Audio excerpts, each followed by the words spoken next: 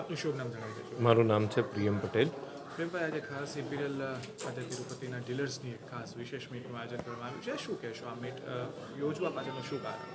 Usually અમે શું દર થોડાક વર્ષે અમારા જેટલા વેપારી મિત્રો છે એ લોકો અમારી સાથે આટલા વર્ષોથી જોડાયેલા હોય, અમારી જોડે કામ કરતા હોય, તો આવી રીતનું એક મીટ એન્ડ ગ્રીટમાં શું છે, એમના 100 પ્રશ્નો હોય જે અમે રોજે રોજમાં ના વાત કરી શકતા હોય, એ અમે લોકો એમને સમજાવીએ. કંપની કેટલો ગ્રોથ કર્યો છેલ્લા અમુક વર્ષોમાં એ એમને દેખાડીએ. પછી આગળના પ્લાન શું છે, ઓવરઓલ માર્કેટમાં શું ધ્યાન લાગે છે, એ બધી ચર્ચા ઓપન ડિસ્કશન જેવું વધારે હોય છે.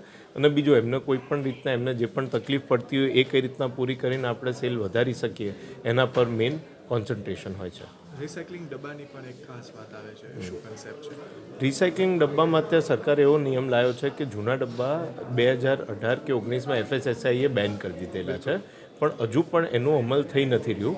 એના પર પણ અમારે બહુ વિશેષ વાત થઈ અમારા ડીલર સાથે, ને એ લોકોને બધાનું માનવું છે કે જૂના ડબ્બા જે રીતના પ્રોપરલી ક્લિનિંગ નથી થતું કે એના કારણે જે પણ માણસ ખાય એ લોકોને સ્વાસ્થ્ય માટે આ એક રિસ્ક છે.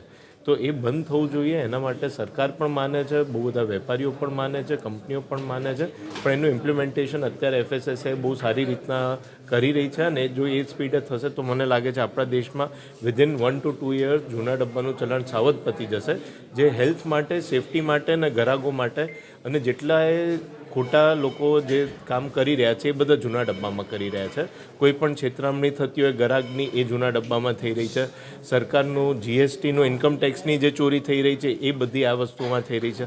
તો એક વસ્તુ બંધ કરવાથી મલ્ટિપલ સરકારને ફાયદા છે, અને ગ્રાહકને સૌથી મોટો ફાયદો છે, એને સારું પ્રોડક્ટ અને જે એમને ખરીદ્યું હોય એ જ મળે, અને કોઈ હાઇજીનના કે એના ઇસ્યુ ના હોય. એક લાસ્ટ ક્વેશ્ચન આપણે પૂછવા માંગુ છું. આપે કીધું કે આપણે આપણો બિઝનેસ વધુ સ્કેલ કરવો છે. કરેક્ટ. શું પડકારો આપ જોઈ રહ્યા છો? મારો અંતિમ પ્રશ્ન.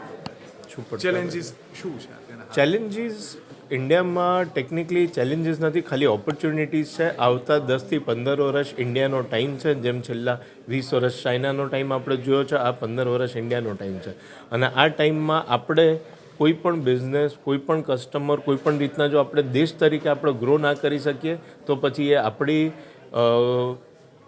ઇનેબિલિટી કહેવાય.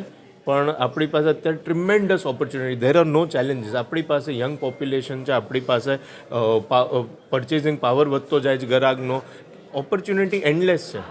એટલે ચેલેન્જીસ નથી અત્યારે ઇન્ડિયામાં, ખાલી ઓપોર્ચ્યુનિટી. આખી દુનિયામાં ચેલેન્જ છે, ઇન્ડિયામાં ઓપોર્ચ્યુનિટી છે.